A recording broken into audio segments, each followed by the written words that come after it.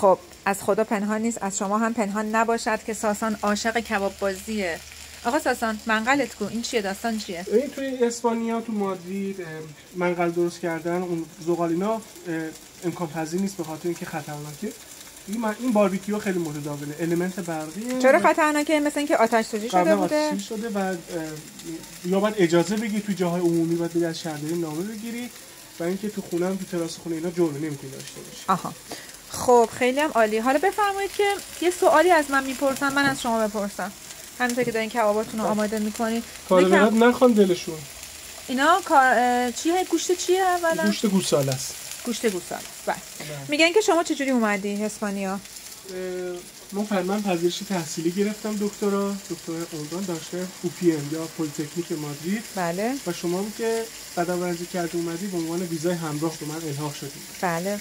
من توی ایران که بودم پروسه ویزامو یک کتابی نوشتم به اسم گام به گام تا اسپانیا. به به.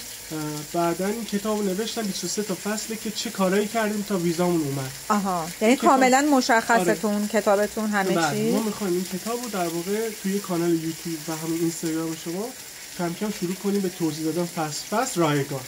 به به. و اگه کسی هم بخواد میتونه اون کتابو بخره. اگه خیلی عجله داره سریعتر بخواد دست، چون 23 تا فصل طولانیه. میتونه بخره. متشکرم.